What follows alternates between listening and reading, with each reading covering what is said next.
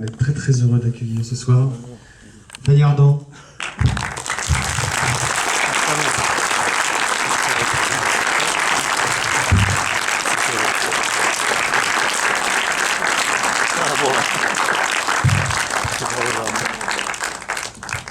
Bonsoir.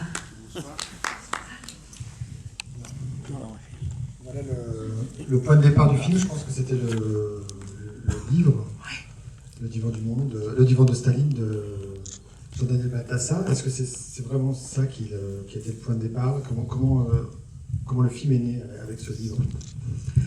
Ça a été une sorte de rencontre entre l'envie de raconter une histoire dans laquelle j'aurais la possibilité de donner à Gérard Depardieu un rôle à sa mesure. Et un jour, j'étais dans une librairie, je suis tombée sur ce livre, je l'ai lu, parce que je suis très attirée, très passionnée par l'histoire, la culture russe. Et tout d'un coup, j'ai vu cette histoire comme ça, tragique et en même temps intimiste, où je pourrais donner à Gérard ce rôle que je cherchais pour lui. Alors vous voyez, comme dans les pièces d'un puzzle, tout s'est mis en marche. Après, j'ai écrit à l'auteur, en demandant est-ce que vous accepteriez qu'un film soit adapté de votre roman. J'ai demandé à Gérard. Et puis là, l'aventure est partie, j'ai commencé à faire différentes versions de scénario. Et puis voilà, la recherche de l'argent, etc. Et en même temps, c'est pas un film historique. Non, pas du tout. Je voulais, à travers... Pourquoi j'ai choisi Staline? Je voulais raconter l'histoire. Je voulais raconter qu'est-ce que la peur fait sur les êtres humains. Donc je me suis dit, Staline est dans la mémoire collective. C'est l'image absolue du tyran. Ce qu'il avait généré. Il était parti d'une illusion, d'une utopie révolutionnaire, et puis tout ça s'était enseveli dans quelque chose qui... la terreur, la révolution abolie. Donc je me suis dit, je vais partir d'un archétype de dictateur, du pouvoir absolu, pour voir comment la peur que suscitait le pouvoir pouvait transformer les êtres. Donc après, j'ai traité ce film comme une fable. En effet, bien sûr qu'il y avait la vérité historique, mais ce n'était pas des faits réels. C'était une imagination romanesque. Il y a le pouvoir, la peur, et puis il y a aussi les arts. Je crois que Staline avait un rapport aux arts très fort. Oui, il était très cultivé. Il aimait la poésie, il aimait la musique. Il avait été élevé dans un séminaire, donc il connaissait les langues, le grec, le latin. Donc c'est d'autant plus surprenant que c'était un homme cultivé.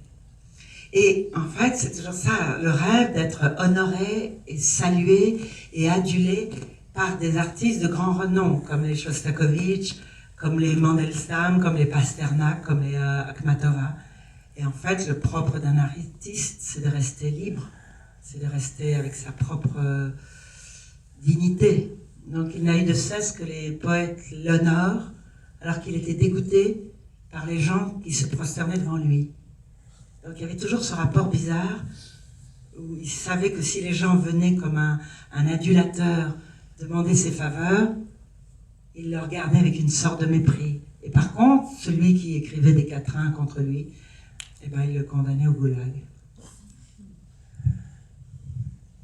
Vous avez sûrement plein de questions, je ne vais pas rester avec Fanny Ardant tout seul, comme ça. Donc vous allez m'aider. N'hésitez pas, le micro est à votre disposition.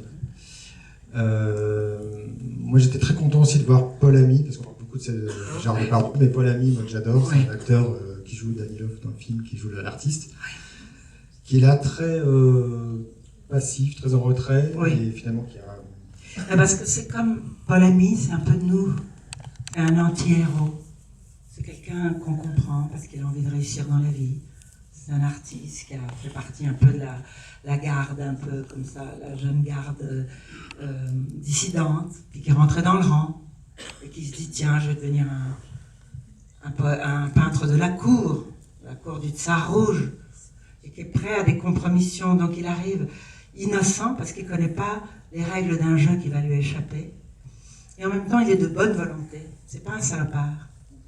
Donc c'est très difficile de le condamner. Et tout ce siècle, toute cette époque stalinienne, les gens étaient obligés de survivre. Mais est-ce que pour survivre, on va jusqu'à... C'est pour ça que la question de Lydia, quand il dit « Est-ce que pour faire le portrait officiel d'un homme, il faut l'aimer ?» Et c'est une vraie question. Est-ce qu'on va se poser en homme qui érige un monument à la gloire de Staline si vous ne l'aimez pas, ou si vous êtes contre tout ce qu'il érige en système? C'est pour ça que la vraie artiste, c'est celle qu'on ne voit pas. C'est Tatiana, qui avait pensé à un monument, mais pas à la gloire de Staline. Donc elle est dégoûtée que ça soit détourné. Donc cet artiste, il arrive déjà en quémandant des faveurs du pouvoir, mais il est marqué du sceau du compromis, de la trahison de ses idéaux, de quelque chose où déjà il va perdre. Parce que je pense que dès le départ, Staline le considère comme un salopard, parce qu'il a déjà trahi sa fiancée. Est-ce que c'est pour ça que Staline lui pose la question, est-ce que ça mérite est-ce que te trahir l'amour, je me rappelle plus la phrase, mais parce qu'il sait qu'il a trahi Tatiana, puisque tout se sait avec le KGB ou le NKVD. Donc Staline ne peut pas avoir confiance dans quelqu'un qui a déjà trahi l'amour de sa vie. Donc c'est un drôle de mélange, Staline.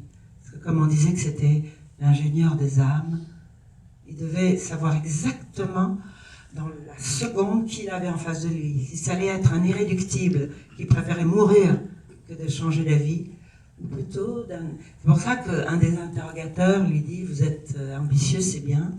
Vous êtes souple, c'est encore mieux. » Parce que dès qu'on est souple, tout va être moins douloureux. On va moins abandonner de rêves, d'illusions, on va rentrer dans le rang. C'est pour ça que quand je vous dis, bien sûr j'ai parlé de cette époque stalinienne, mais je pense que c'est des thèmes qui sont toujours actuels. Est-ce qu'il faut chercher à plaire pour réussir? Est-ce qu'il faut suivre sa voie même si on sait que ça va être obscur et douloureux? Ah, c'est des vraies questions. N'hésitez pas. Bonsoir. Je voulais déjà vous dire un grand bravo pour le film. Je ne connaissais pas du tout et j'ai vraiment beaucoup aimé.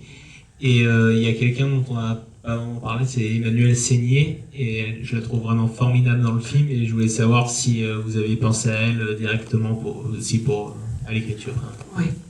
Dès que j'ai fini d'écrire le scénario, je cherchais un visage qui est ambigu.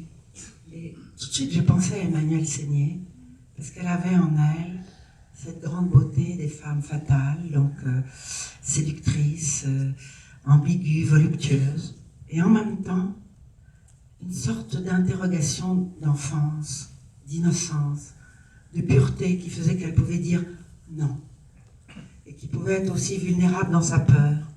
Et je trouve que Emmanuelle Seigné a cette grande beauté et cette vulnérabilité d'enfance.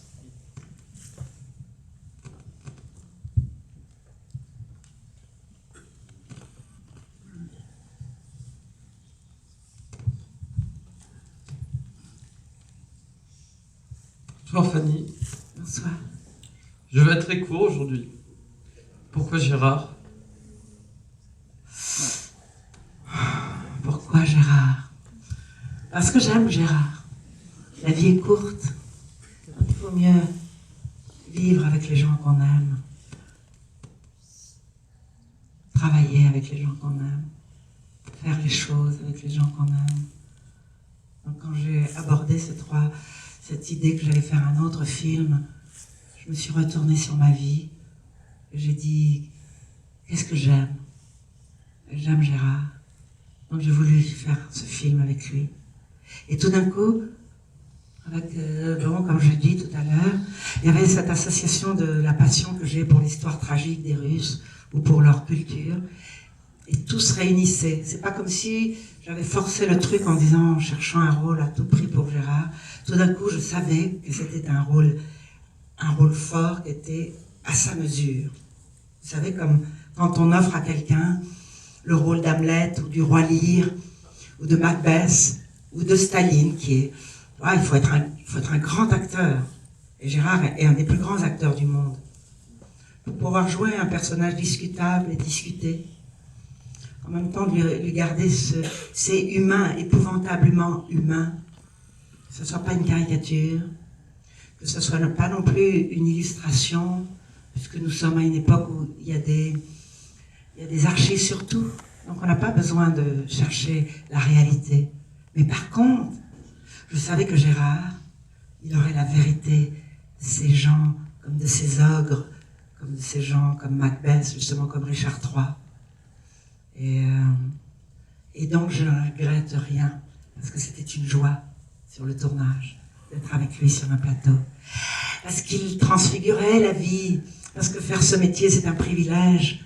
Donc être sur un plateau et de tourner un film et de raconter une histoire avec un absolu en compagnie de Gérard. Alors je savais que j'avais raison de vouloir ça.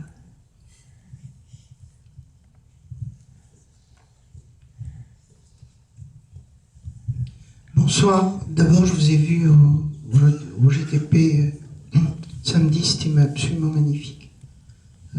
Ensuite, je trouve que votre film, il est très bergmanien, si vous pouvez me permettre, avec les chuchotements sans les cris, parce que c'est absolument effroyable et il n'y a pas de scène hurlée, tout est et c'est encore plus terrifiant.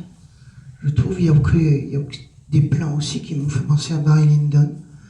Je trouve que vous êtes une vraie cinéaste en plus, parce que c'est un vrai travail de cinéma que vous avez fait. Vous avez quand même bien chargé le livre. Et est-ce que vous avez songé en écrivant à ces maîtres-là, par exemple? Non, mais vous savez que bon, moi je vais beaucoup au cinéma, parce que j'aime beaucoup le cinéma. Donc forcément, depuis le temps que je vais au cinéma, j'ai subi des influences. Il y a des choses qui sont rentrées en moi très profondément. Je ne saurais pas le définir, mais je crois que dans la vie, tout est nourriture. Donc les grands cinéastes m'ont beaucoup influencé, comme les grands peintres, ou les grands musiciens, ou les grands écrivains. Et moi, quand j'ai écrit cette histoire, je l'ai pensée en images. Et quand vous avez parlé que justement je voulais filmer la peur, mais pas la peur avec des couteaux dans les coins ou des kalachnikovs dans les buissons. On se disait, mais de quoi est fait la peur? Est-ce que la peur vient de la victime ou est-ce que la peur vient du bourreau? Il y avait ce côté toujours d'où arrivera le coup fatal. Et que, par exemple, une scène qui semble anodine, quand Staline dit, quant au capitaine Davidkin, envoyez-le au goulag. Enfin, il n'utilise pas le mot goulag, mais... Et en fait, ce type est emporté comme ça, dans une petite voiture, au coin d'un... Tout paraît anodin, banal. Vous vous rappelez quand on avait dit cette grande phrase de Hannah Arendt qui disait « la banalité du mal ». Quand on est dans une société où tout d'un coup, on trouve tout à fait normal que Staline écrive une liste de gens qui vont être juste fusillés parce que on les traite de saboteurs. Ensuite, on peut arrêter un type, un projectionniste, parce que il s'est trompé de film, et que ça a déplu au maître. Et donc, je voulais que ce côté très feutré, sans éclat, en disant, la condamnation à mort arrive toujours comme ça, comme avec une douceur, et c'est encore plus terrible. Donc, voilà, c'était ça, filmer la peur. Et la peur de Schweig que vous avez enregistrée, est-ce que ça vous y avez pensé aussi? Moi, je pense toujours, depuis très jeune, c'était une vraie question, la peur.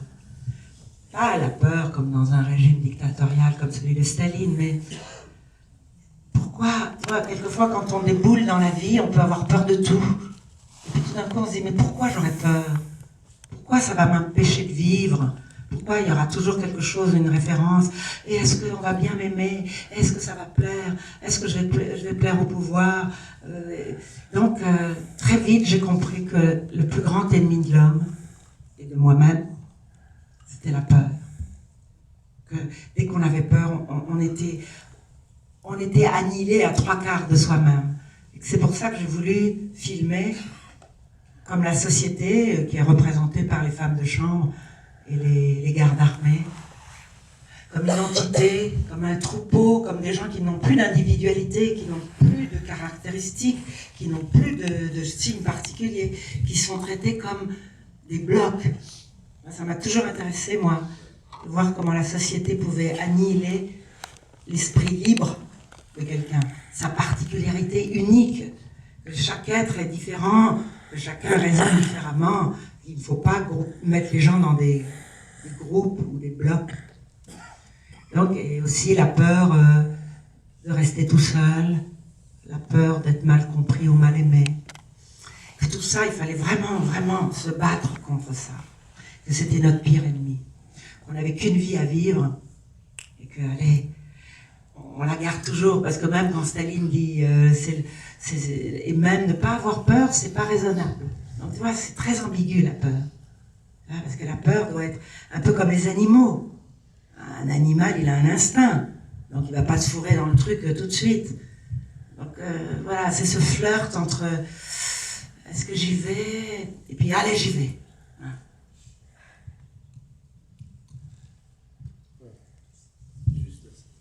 Est-ce que Gérard peut pas, ou est-ce que Staline a peur? Je crois que dans la biographie de Staline, il a dû avoir peur. C'est pour ça qu'il a éliminé les autres. Que quand il arrive au pouvoir, il sait que si c'est pas lui qui élimine, ça sera les autres. Dans cette longue lutte qu'il a eue contre Trotsky, sûrement, il y avait une forme de paranoïa. Et plus vous rentrez dans le pouvoir, et plus vous éliminez tout le monde autour de vous, et plus vous voyez des ennemis imaginaires. Mais je pense que Staline a eu peur d'être évincé du pouvoir. Il savait qu'il était mal aimé. Que aussi, c'est pour ça que, bon, ça c'est mon imagination, mais quand je demandais à Gérard de jouer cette scène où il se regarde dans le miroir, qu'est-ce qu'il voit de lui? Il doit forcément voir un monstre. Et de quoi il a peur?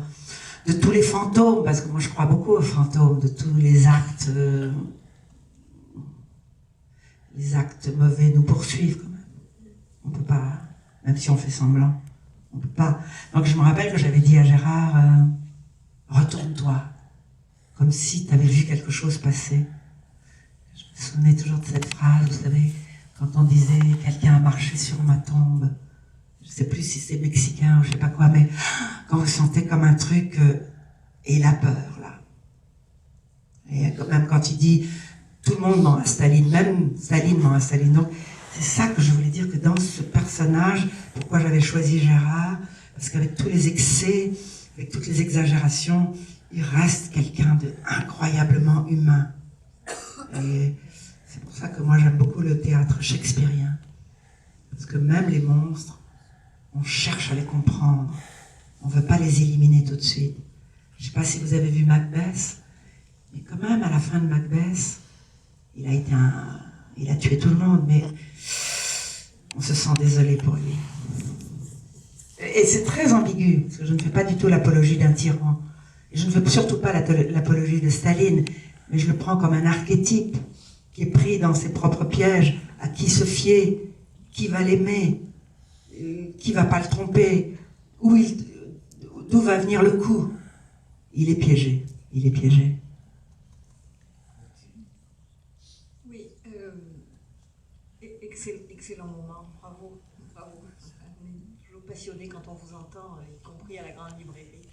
Moi j'ai une petite question, vous aimez le cinéma, vous avez dit, vous aimez Gérard Depardieu, mais quand on voit les prises de vue, les photos et les éclairages, on peut peut-être penser aussi que vous aimez la photographie et la peinture, car il y a des prises de vue absolument très professionnelles. C'est plus le cinéma, ça, c'est vraiment la photographie, la chevelure, la forêt qui devient floue. Donc vous aimez aussi la peinture et la photographie, je pense, parce que c'est de vous, toute cette technologie. J'aime beaucoup la peinture. J'aime tout ce qui vous donne... Je pense que tout ce qui vous crée une émotion... Dans la peinture, tout est information. Dans la photographie, la vraie photographie, pourquoi on a choisi ce cadrage, pourquoi on a choisi cette lumière, et que c'est des raccourcis incroyables, plutôt que d'avoir tout un dialogue ou toute une explication. La peinture vous propulse très rapidement dans une atmosphère ou d'angoisse ou de sérénité. C'est pour ça que je faisais une différence entre... Chaque fois que le peintre regardait quelque chose, je disais, il faut que ça soit la vision du peintre. Et quand la fille du KGB jette sa croix dans les temps, et je disais toujours au chef opérateur, ça, c'est la vision du peintre. C'est-à-dire, vous transfigurez la réalité, vous la voyez nimbée de quelque chose qui transfigure, la beauté. Moi, je pense que le cinéma, j'ai toujours pensé que le cinéma, ça transfigurait la réalité.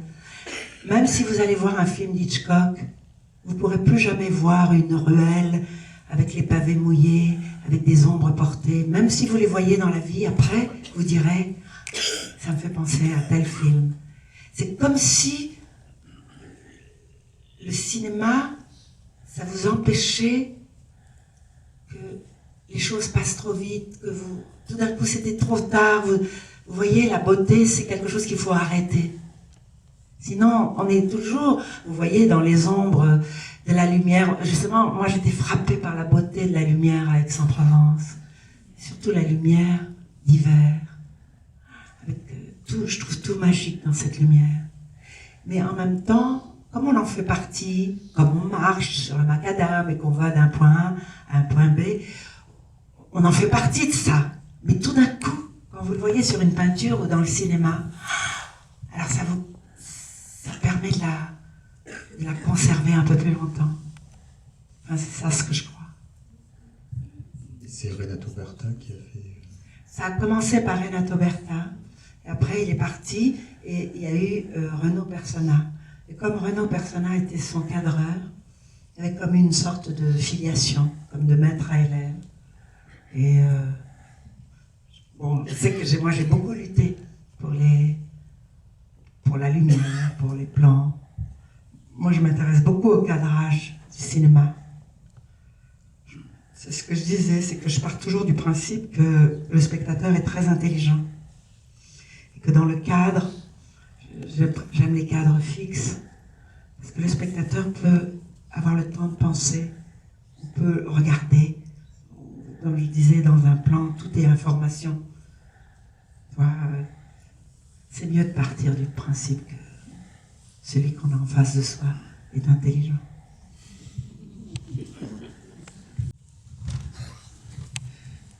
Je voulais vous demander pourquoi vous n'avez pas appelé ce film La Peur. Vous savez, ce film a eu beaucoup de titres. Et bizarrement, bon, une des premières versions, j'avais appelé ça L'Art de la Peur. Ensuite, je l'ai intitulé comme hommage à Mandelstam, cette phrase que je mets à la fin, et derrière moi une cage vide. Et puis après, j'étais tellement contente de mon titre, parce que je l'avais appelé Rouges sont les rêves.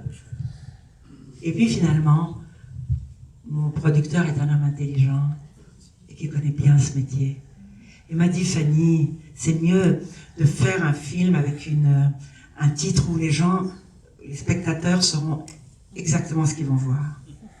Alors, c'est vrai que quand on pense le divan de Staline, on pourrait dire, oui, mais c'est pas là-dessus. C'est vrai que c'est pas là-dessus. Mais, bon, parce que il y a de la psychanalyse de Staline, mais de la psychanalyse à gros... voilà. La psychanalyse, on se révoltait, j'en suis sûre, mais parce que c'est comme la clé des songes. Mais j'ai écouté les conseils. Mais c'est bizarre que vous me disiez ça. Parce qu'au départ, je l'avais appelé l'art de la peur. Parce qu'il y avait l'art du peintre qui venait, et cette peur toujours sous-jacente. Moi, j'aimais beaucoup Rouge sont les rêves. Et puis on m'a dit, non, non, les gens ne comprendront pas ce que tu as voulu faire. Alors, voilà.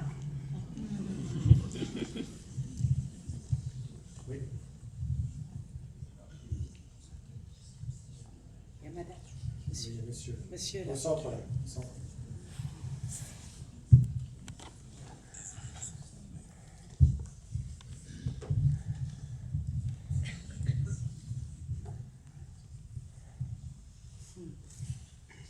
Bonsoir.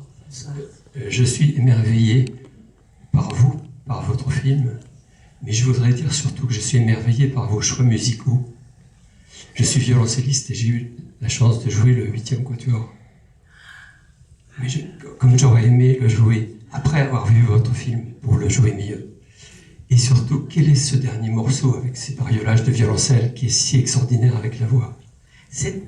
Curieusement, j'avais un jour entendu, il y a longtemps, c'était un disque qui s'appelait O Stravaganza, et c'était un morceau de Vivaldi repris avec des instruments irlandais, donc avec la voix irlandaise, et les instruments, vous voyez les instruments irlandais, les choses qui jouent dans le brouillard et tout. Et je suis très émue que vous disiez, parce que Shostakovich, il m'a toujours accompagnée pendant que j'écrivais le scénario. J'adorais cette musique. Elle était très forte. Et que Shostakovich, justement, représente, quand on parlait de l'artiste, quelqu'un qui a survécu, mais qui n'a jamais abandonné son art, qui l'a jamais trahi, qui l'a jamais avili, qui l'a tenu comme ça. Presque maintenant, on décrypte des notes qu'il a écrites comme une sorte de rébellion, mais c'est pour ça que dans mon film aussi, je fais dire à Lydia, essaye de survivre, rentre dans l'ombre, vis. Et quand je dis survivre, c'est pas se trahir, mais tous ces grands compositeurs comme Shostakovich et comme par exemple un homme comme Boris Pasternak, ce sont des gens qui sont restés intègres, qui sont restés comme terrés, comme pour pas faire de vagues, pour pas qu'on les remarque, mais qui ont une œuvre. Et maintenant, tu vois, quand on écoute Shostakovich, il y a tout ce temps qu'il a traversé, qu'il a anobli, et que tout le monde aime Shostakovich. Et je sais que moi j'ai une amie violoncelliste qui s'appelle Sonia Wider-Atherton, que j'adore infiniment. Et un jour j'ai fait un spectacle avec elle, et elle avait joué le concerto pour violoncelle de Shostakovich avec la cadence, cette cadence extraordinaire. Et je crois que ça date de cette époque où j'ai une passion pour Shostakovich, qui semblait, tu vois, âpre, et en même temps, tout d'un coup, insolent ou menaçant, parce qu'il avait vécu cette période tragique. Et j'ai eu la chance que mon producteur me permette de garder toutes ces musiques, alors que je croyais que ça allait être inabordable. C'est merveilleux. Ah, je suis contente. Merci beaucoup. Merci.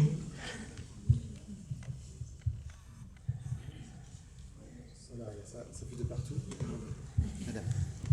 Bonsoir. Bonsoir. Je voudrais savoir où vous avez tourné. Est-ce que les si belles forêts et cette lumière qu'on peut reconnaître de lumière de Russie, est-ce que c'est en Allemagne ou est-ce que non, c'était bizarre, c'était dans le nord du Portugal. Non, mais c'est ça la magie du cinéma.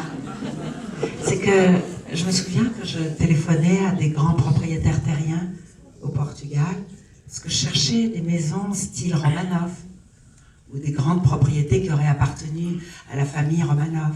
Et je me rappelle que les Portugais me disaient, mais non, l'architecture portugaise n'a rien à voir avec l'architecture russe, et puis le Portugal n'a rien à voir avec la Russie. Mais on m'avait dit que le docteur Givago avait été tourné en Espagne. Donc, j'ai dit, ça c'est la magie du cinéma. Et en effet, tout d'un coup, je suis arrivée près... l'aérodrome c'est Porto, et il y a un petit village qui s'appelle Bussaco. Et là, il y a ce château improbable qui est devenu un hôtel. Mais vous voyez, comme le château de Barbe Bleue, le château des contes un peu gothiques, des gens avec des monstres qui habitent. Et il y avait cette forêt qui fait partie du patrimoine national. C'est une forêt, c'est avec les Portugais ont voyagé dans le monde entier. Et je crois qu'il y a l'arbre de tout, il y a un spécimen de chaque arbre du monde entier. Et c'est une forêt, vous savez, c'est pas comme les forêts de Fontainebleau avec des futaies, avec des grandes allées. Là, c'est dense, dense, dense. Et ça me plaisait que cette forêt, c'est comme si on pouvait pas y rentrer, comme un monde sauvage dans lequel on pourrait jamais rentrer. Et avec ce château, moi je trouvais que c'était un château de fou, avec comme des gargouilles très gothiques, un peu comme pourrait le décrire Dante, vous voyez, comme un peu les cercles de l'enfer, avec les gargouilles qui crachent Donc voilà, tout s'est passé au Portugal.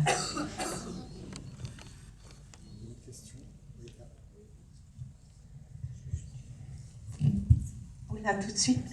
Bonsoir, merci. Moi, c'est pas la peur qui m'obsède un peu, enfin, ou qui me motive, c'est de comprendre le pouvoir depuis 30, 40 ans. Et je viens de lire un livre qui m'a peut-être donné les clés. C'est le livre de Jacques Généreux qui s'appelle La déconomie, ou le sous-titre, La bêtise plus forte que la finance. Donc ça veut dire qu'en fait, il y a un système qui s'est mis en place depuis 30 et 40 ans, qu'on croit inéluctable, alors qu'en définitive, tout le monde est peut-être formaté pour y croire, les journalistes, les économistes, alors que c'est quelque chose de profondément humain, c'est un système qui a été mis en place, une orientation donnée à l'économie depuis 30, 40 ans. Et finalement, ça me fait penser, ce film, bon, c'est la peur, mais le sous-titre, là, c'est la bêtise plus forte que la finance. Mais c'est peut-être la peur aussi plus forte que la finance au lieu de la bêtise. C'est-à-dire qu'en fait, on serait peut-être aussi les victimes d'un système tyrannique. Moi, je pense que dès que quelqu'un se laisse manipuler ou accepte les choses comme étant inéluctables, on participe du système. C'est-à-dire que tant qu'on est fataliste, on dit c'est comme ça, il n'y a rien à dire. Donc c'est une forme de bêtise, de non-réflexion, d'acceptation de la manipulation, où je pense qu'aucun système ne peut être érigé sans la participation d'une société. Donc il y a une société au départ qui dit oui. De la même façon qu'une dictature, c'est pour ça que je disais que la première scène, quand la petite dame tombe évanouie, après avoir baisé la main de Staline, et personne ne bouge, et tout le monde rit dès que Staline rit, eh bien, tout est dit. C'est que n'importe quel système est mis en place parce qu'il y a l'acquiescement de la majorité. Lisez le livre de Jacques Généreux qui s'appelle La déconomie, au sens de « nous sommes tous en train de déconner ». Voilà. De croire un système qui est inéluctable alors qu'on peut le changer. Ouais. Merci Fanny. Non, merci à vous. Fanny, je vais te proposer, j'ai choisi 8 titres parmi toute ta filmographie, il y a 80 films, je sais c'est un choix horrible, mais j'aimerais qu'on évoque ensemble certains de ces films. La femme d'à côté. Ah oui. En plus de ça, ça a été mon premier film. Donc forcément, tout a été magique. Ouais, ça je veux bien le choisir. En plus, je l'ai revu récemment, c'est absolument un bonheur. Vivement Dimanche, qui a été tourné pas loin d'ici, je crois. Oui, à la presqu'île de Gien. Et à Hyères. Je me rappelle qu'à Hyères, il y avait une sorte de clinique qui allait être détruite. Et on a tout tourné à l'intérieur. Je me rappelle qu'à la fin de chaque semaine, il y avait un pot et on le faisait dans le bloc opératoire. Grand souvenir aussi. Alain Resnais, bien sûr, La vie est un roman. Oui. J'ai fait 3 films avec Alain Resnais, avec un grand acteur comme André Dussolier. C'était toujours très intelligent, Alain. Très intelligent. Pédale douce. On change de tout un autre registre. Ah, ça, là. Mais qui t'a valu un César quand même, César de la meilleure actrice. Et alors, je me souviens que c'était une comédie, mais je jouais un rôle finalement assez dramatique. On croit, moi je ne suis pas du tout d'une nature comique, mais j'étais avec des répliques et une situation très drôle. Et je me rappelle que j'ai beaucoup aimé tourner ce film. J'aimais beaucoup Richard Berry, Patrick Timsit, que j'aime infiniment. Non, ça a un souvenir magnifique. Et vous savez, c'était parti comme un tout petit film où il n'y avait pas eu d'argent pour le faire. Et bingo, j'adore ça. Autre grand succès, 8 femmes, bien sûr. Oui. Formidables actrices. Oui, c'est comme, vous savez, on était tous mises dans un bocal. Il est intelligent, François Ozon. Bon, j'ai beaucoup aimé mon rôle. Je m'appelais Pierrette. Et je me rappelle qu'il l'avait défini sans foi ni loi. Donc ça me plaisait. Ensuite, Plus proche, Les Beaux Jours, oui. C'est Marie Vernou. Oui, très beau. Et ça, c'est mon premier film. Voilà, Cendre et sang et Cadence aux Obstinés, que vous avez sans doute pas vu parce qu'ils ont été très peu distribués. Mais les deux premiers films de Fanny Ardant en tant que réalisatrice. J'adorais Ronnie Telkebès. Oui, justement, je voulais que tu me parles de Ronnie Telkebès. Ah, j'adorais cette femme. Elle était comme ça, mystérieuse et en même temps généreuse, drôle, disponible. Moi, dès que je lui ai proposé ce rôle, elle m'avait dit oui tout de suite. Et je lui demandais des choses comme est-ce que ça vous ennuie de marcher en talons hauts en pleine Pennsylvanie? Ah non, ça me plaît. Donc, elle avait quelque chose de libre. Et elle, comme elle fait des films aussi, qui est une actrice, mais qui est metteur en scène, un très bon metteur en scène. Et avec une voix assez particulière aussi. Oui, avec un accent très fort. Et je me rappelle qu'un jour, c'était une scène très difficile, il y avait beaucoup de gens, il y avait une confusion énorme. Et je me souviendrai toujours, elle est arrivée derrière moi, elle m'a prise dans ses bras par derrière, elle m'a bercée comme un enfant, sans rien me dire. Et je me disais, ça, c'est la vision d'une actrice qui sait les difficultés quand ça va être énorme, la scène à jouer, comment on va s'en sortir. Sans un mot, elle m'avait consolée, ou elle m'avait donné de la force. Autre grande actrice, Asia Argento. Oui. Et grand acteur, Nuno Lopez, grand acteur portugais. Et voilà. Les films de Fanny Ardant, en tant que réalisatrice, ont été produits par Paolo Branco et distribués par sa société Alfama Film. On a la représentante d'Alfama, Lucie. Je t'en remercie beaucoup. Merci beaucoup, parce que... C'est grâce à Lucie qu'on a la chance d'avoir Fanny Ardant ce soir. Non, et c'est grâce à Paolo aussi qui a toujours... Il m'a fait confiance. Et pour le premier film, Cendre et Sang, il m'a fait confiance. Et moi je pourrais parler de Paolo Branco comme le dernier des Mohicans. C'est un vrai producteur qui part à l'aventure, qui aime vraiment le cinéma, qui aime la facture du cinéma. Et une fois qu'il vous a dit oui pour un projet, il ne vous trahit jamais. Et même avec 3,50 francs, eh bien il vous emporte. Et ça, je veux lui rendre hommage parce que c'est très rare de nos jours. Alors, vive Paolo Branco. Et on va revoir Fanny Ardant le 9 août. Le film a été décalé en fait, dans Lola Pater, où tu rejoues un rôle d'homme, si je ne me trompe pas. Ah mais c'est trop tôt pour en parler. C'était tourné dans la région, donc rendez-vous le 9 août quand le film sortira. Oui, un film de Nadir Moknesh. J'ai beaucoup de plaisir à jouer. Et ça, souvent, on me demande pourquoi vous faites des films. Parce que ça ne vous intéresse plus d'être actrice. Non, c'est pas ça du tout. On fait jamais les choses contre quelque chose. Et moi, j'ai le plaisir d'être actrice et d'un tact. Donc, quand on me propose un rôle ou des aventures comme ça, magnifiques, j'adore ça, être actrice. Parce que, voilà, on se laisse porter par le bal. J'ai été très heureuse sur ce film. Donc si jamais je viens à Aix-en-Provence, je reviendrai. Peut-être une dernière question ou monsieur? Bonsoir. Vous dites aimer être actrice, mais pourquoi chez les autres et jamais dans vos propres films? Parce que je crois que moi je ne peux être actrice que quand j'oublie tout. Quand je suis emportée par la danse, quand je perds la notion de la réalité, que j'oublie Fanny pour être Madame X ou Madame Y. Alors que quand on est metteur en scène, on regarde tout. Et je ne me vois pas jouant avec un acteur tout en l'observant s'il fait bien ce que je voulais.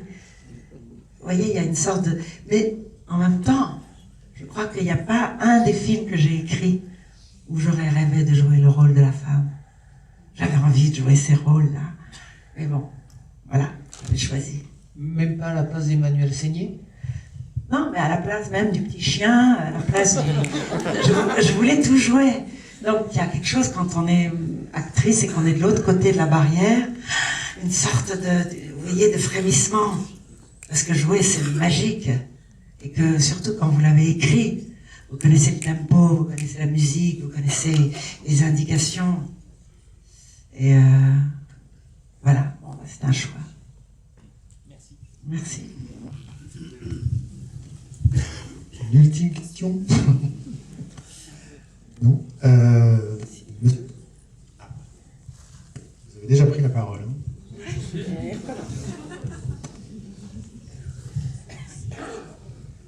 Fanny, Oui. est-ce l'audace qui vous fait marcher?